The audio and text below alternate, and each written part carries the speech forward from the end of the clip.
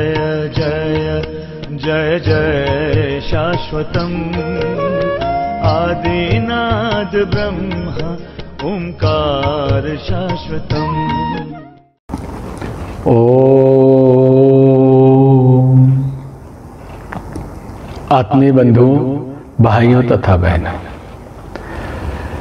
एक दिन किसी वीडियो में हमने कहा था कि स्वर्ग और नरक के बारे में बताएंगे। कई लोगों ने पूछा कि आपने स्वर्ग और नरक के बारे में बताया नहीं। यूं तो हिंदू धर्म का कोई भी हो उसको पता है कि स्वर्ग क्या होता है, नरक क्या होता है। ऐसे स्वर्ग नरक तो जब तक जाए नहीं देखा नहीं जा सकता। शास्त्रों के अनुभव है, गरुड़ पुराण हो, भागवत महापुराण हो, अनेक पुराणों में स्वर्ग और नरक की बातें बताई गई है। और ये भी बताया गया है कि किस कर्म को करने से व्यक्ति स्वर्ग जाता है और किस कर्म को करने से नरक जाता है। विधिवत व्यवस्था है। नरकों के भी बहुत प्रकार हैं और उनमें जो सजाएं दी जाती है कि किस कर्म करने वाले व्यक्ति को अंधकूप में डाला जाता है, किसे जोंक उनके ऊपर छोड़ा जाता है, किसे आरी से काटा जाता है और किसे गर्म तेल में खौलाया जाता है। और स्वर्ग में अप्सरा, रंभा, उर्वशी, मेनका, इंद्र, ऐसी व्यवस्थाएं बताई गई हैं। हम यहाँ ये नहीं कहते कि हमारे शास्त्रों में बताई गई ये चीजें गलत है। ये सब सही है, ऋषियों का अपना अनुभव है और उन्होंने अपने अनुभव के आधार पर लिखा है। लेकिन पुराणों की जितनी बातें हैं उसमें रहस्य बहुत है, उसमें अलंकारिक वर्णन बहुत ज्यादा है जो कोई गूढ़ ज्ञानी ही इसे समझ सके। तो यहाँ शास्त्रोक्त स्वर्ग नरक के बात को काटा नहीं जा रहा, लेकिन एक दृष्टिकोण दिया जा रहा है कि वास्तव में स्वर्ग क्या है और नरक क्या है। अब इस संदर्भ में हमारा एक प्रश्न है कि हिंदू धर्म के, वो चाहे साकार उपासना वाले लोग हो, निराकारवादी हो, द्वैत, अद्वैत, अद्वैताद्वैत, विशिष्टाद्वैत, जितने भी पंथ हैं, जितने भी फिलॉसफी है, जितने भी दर्शन है, सबका मत है कि शरीर नाशवान है, आत्मा अमर है। और प्रमाणिक ग्रंथ है गीता हमारे लिए, जिसे इतना प्रमाणिक हमने माना कि कोर्ट में भी हम शपथ उसी पे लेते हैं। और गीता में भगवान कृष्ण कहते हैं, नैनम छिन्दन्ति शस्त्राणि नैनम दहति पावकः न चैनम क्लेदन्त्यापो न शुष्यति मारुतः।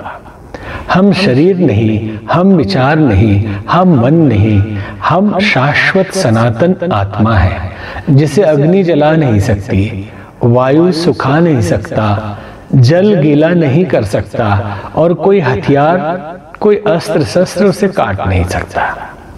अब प्रश्न उठता है कि हम शरीर हैं या आत्मा है। तो शास्त्र और ज्ञानी लोग कहते हैं कि नहीं, हम शरीर नहीं है, शरीर तो नाशवान है, हम शाश्वत है, हमारा नाश नहीं होता, हम आत्मा है, हमें कोई काट नहीं सकता, हमें कोई जला नहीं सकता, हमें कोई गीला नहीं कर सकता, हमें कोई सुखा नहीं सकता। तो प्रश्न हमारे मन में एक उठता है कि शरीर तो नाशवान है। किसी भी धर्म संप्रदाय को मानने वाले लोग हो, या तो शरीर को मिट्टी में दबा दिया जाता है, या जल में प्रवाहित कर दिया जाता है, या अग्नि में जला दिया जाता है। शरीर जल गया, आत्मा ऊपर गई। आत्मा स्वर्ग गया या नरक गया, कहीं भी पहुंचा। अगर नरक पहुंच गया तो आत्मा को तो काट ही नहीं सकते, तो फिर किसको काटते हैं नरक में? किसके ऊपर आरे चलाते हैं? आत्मा को तो जला ही नहीं सकते, फिर किसको गर्म तेल के कड़ाही में डालते हैं? यातनाएं आत्मा को दी नहीं जा सकती, केवल शरीर को दिया जाता है। फिर किसे तड़पाते हैं वहां? और इतना भय स्वर्ग नरक का और इतनी लालसा स्वर्ग के लिए। एक दो बातें इसमें समझ में आती है कि लोग धर्म पथ पे चल सके, लोगों का आचरण ठीक रह सके, इसलिए ऋषियों ने ऐसी व्यवस्था बनाई कि लोग डर डर के इस नरक के डर से शुभ कर्म करें। एक बात ये भी हो सकती है। और दूसरी बात यह है कि ऋषियों ने कुछ गलत नहीं लिखा है। शरीर नहीं जाता, आत्मा जाती है। लेकिन आत्मा जब तक मुक्त न हो जाए, जब तक आत्म स्वरूप में प्रतिष्ठित न हो जाए, तब तक वो सूक्ष्म शरीर में रहती है। और सूक्ष्म शरीर में ये फीलिंग्स होते हैं, ये अनुभूतियां होती हैं। अब यहाँ समझने जैसा है कि स्वर्ग नरक कैसा, कितना, कहाँ। एक स्वर्ग आदि काल से, प्राचीन काल से है, जिसे हम स्वर्ग कहते हैं। और एक नरक आदि काल से, प्राचीन काल से है, जिसे हम नरक कहते हैं। और एक स्वर्ग 2020 साल पहले बना, जिसे हम हेवन कहते हैं। एक नरक 2020 साल पहले बना, जिसे हम हेल कहते हैं।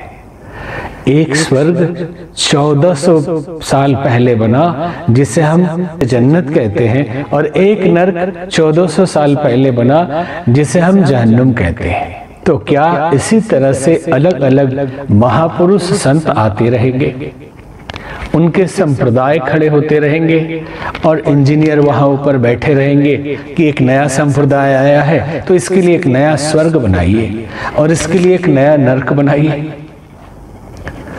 और कहने के लिए कहते हैं कि एक ही स्वर्ग, एक ही नरक है, शब्द अलग अलग है। एक ही परमात्मा को पाने के सभी अलग अलग रास्ते हैं, सभी धर्म। लेकिन हम तो तब इस पे विश्वास करते कि एक ही स्वर्ग और एक ही नरक है जब एक ही तरह का होता। शब्द अलग होते, व्यवस्थाएं एक होती, लेकिन व्यवस्था में भी परिवर्तन है, व्यवस्था में भी फर्क है। इसलिए शंका होती है। और इस शंका के निवारण के लिए हम आपको कुछ शब्द बताते हैं कि स्वर्ग और नरक एक मानसिक अवस्था का नाम है।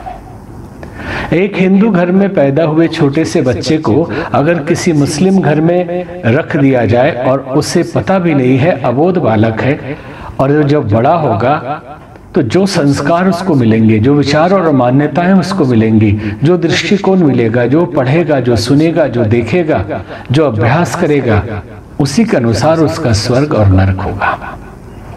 उसी के अनुसार वो मुस्लिम घर में पलकर कभी भी स्वर्ग नहीं जा सकता, वो हमेशा जहन्नुम या जन्नत में जाएगा। एक मुस्लिम या क्रिश्चियन के बच्चे को हम हिंदू के घर में रख दे 6 महीने की उम्र से या साल भर की उम्र से, तो बड़ा होकर या मरने के पश्चात कभी भी वो हेवन में नहीं जाएगा या जन्नत में नहीं जाएगा, वो स्वर्ग जाएगा। जो विचारनाएं, जो मान्यताएं, जो अभ्यास, जो संस्कार माहौल से मिलता है, वही सबकॉन्शियस कैच करता है और उसी में ब्लैक बॉक्स में वो रख लिया जाता है। और शरीर छूटने के बाद सूक्ष्म शरीर के अंदर वो ब्लैक बॉक्स कैरी होता है, ब्लैक बॉक्स उसके साथ जाता है। इसलिए कई बार आप देखेंगे कि किसी बालक को पिछले जन्म की बातें याद है, और एक नहीं ऐसी अनेकों घटनाएं हुई हैं। और राजा जड़ भरत जैसे पुराण, भागवत पुराण में जो वर्णन है, उन्हें भी बातें याद थी। और आज भी बहुत बालक ऐसे मिलते हैं जिनको पिछले जन्म का सब कुछ याद रहता है।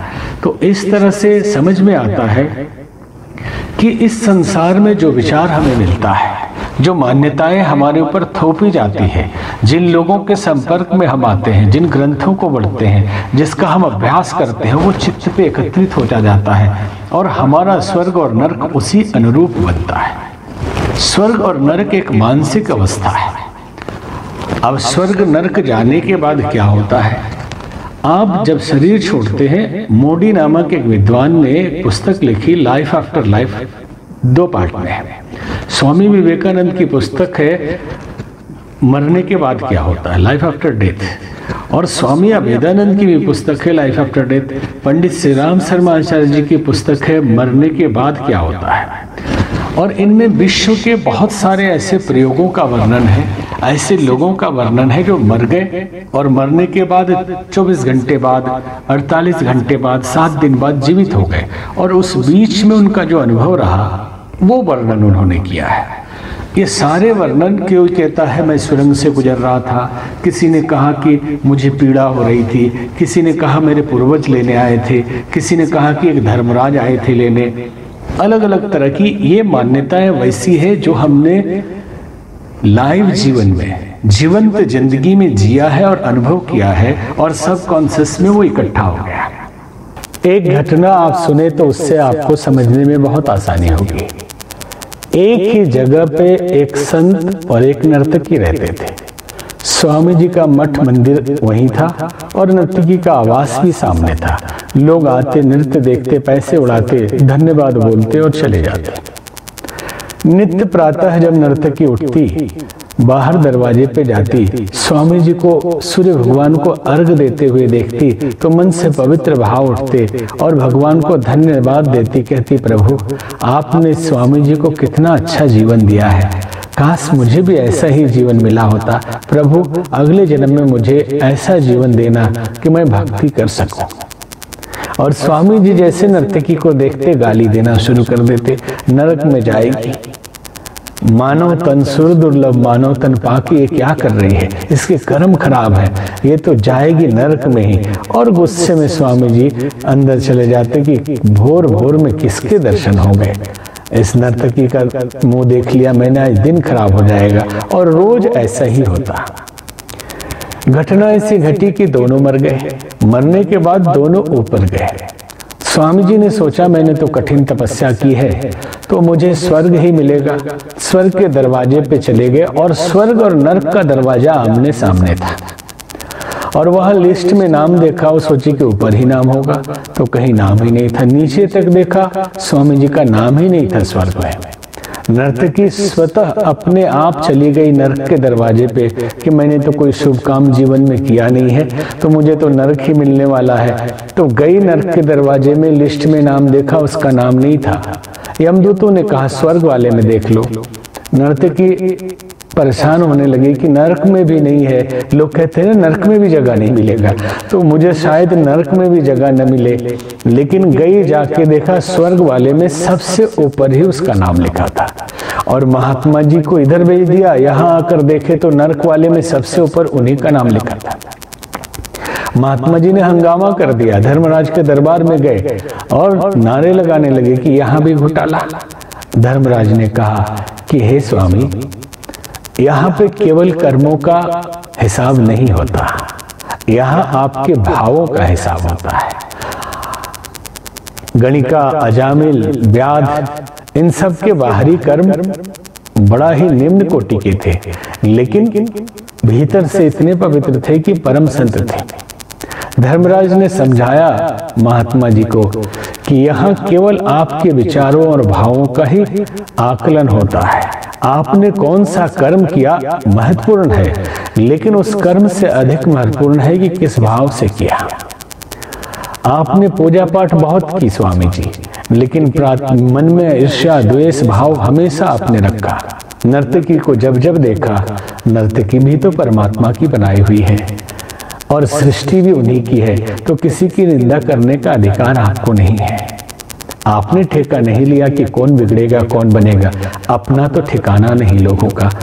तो नर्तकी को जब जब देखा, आपने आपके मन में ईर्ष्या द्वेष के भाव आए और आपकी साधना खत्म होने लगी। और नर्तकी ने जब जब आपको देखा, दिव्य भाव आए, पवित्र हो गई और इसने श्रद्धा भाव से आपको देखा और इसकी साधना सफल हो गई। इसे स्वर्ग दिया जा रहा, आपको नरक दिया जा रहा है, क्योंकि स्वर्ग और नरक भावों का लोक है। हमारे जैसे भाव होते हैं, हमें वैसा ही स्वर्ग और नरक मिलता है। इसलिए बहुत बातें इसमें है, लेकिन संक्षेप में हम आप सबको बताएं कि इस धरती पर जो मिलजुल के रहता है, एक दूसरे का दुख दर्द बांटता है, संवेदनशील है, किसी की कमियों में नहीं जाता बल्कि उत्साह बढ़ाता है और भगवान की इस प्रकृति को एक बगीचे की तरह संवारता है, खेलता है, आनंदित होता है और खुशहाल जीवन जीता है, वो जाने के बाद स्वर्ग ही पहुंचता है।